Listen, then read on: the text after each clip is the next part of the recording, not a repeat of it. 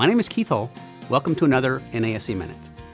Okay, so it's a random Saturday morning. The weather's beautiful. You got your coffee cup. You go out to the mailbox and you take out this big white envelope, and in the upper left-hand corner, it says Internal Revenue Service. Okay, suddenly the weather's not so good. It's not such a great Saturday. The IRS doesn't send birthday notices, so the letter's probably not a good idea. Maybe you're being audited, maybe they have a few questions. Still, it's very, very uncomfortable. Probably ruins your whole week. What I want to do today is talk to you about preparing an audit-proof tax return. Now, I won't be able to take away all the stress of that white envelope, but I want to make it a little bit easier. Now, first, your chances of being audited are about 1%.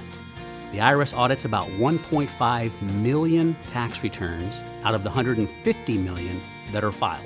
So basically 1 out of 100. But if you're a self-employed business owner that files a Schedule C and makes about $25,000 a year, your chances of being audited go up to 3%. That's right, 3 times as likely to be audited as the guy that lives next door to you. Now, part of the reason for that is not that the IRS is targeting small businesses. It is that our tax returns are typically a little more complicated. So the key to preparing that audit-proof tax return is to do your homework. Make sure you avoid taking shortcuts. Okay, do the paperwork. Actually go through the process and generate the support for each number you're putting on that tax return. Now, the visual that I want to give you here, which may be the most important part about this process, is think about the individual that is actually auditing your tax return. Now, this is an IRS employee. We think about them as the big bad IRS. They're out to get us. Oh my gosh, this is going to be so scary. But remember, this person is just like us. They have a regular job. They go to work at 8. They leave at 5. They want to leave early today because their kid has a soccer game. So they're trying to just get through the work. If you can sit down with that IRS agent and answer each of their questions with a stack of paper. If that IRS agent asks you about your business use of your car, if he asks you about your home office deduction, if he asks you about the meal expense that you have, if you're able to pull out a colored file folder, slide it across the table that has the exact pieces of paper that you use to generate that deduction, your audit is going to last about 15 minutes.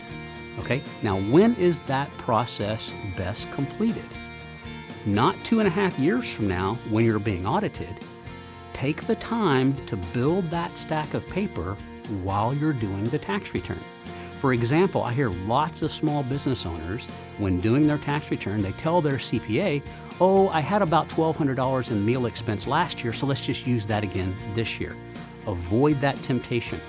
Take the time to go through the process, look at your business bank account, add up those receipts, spend some time now answering the questions.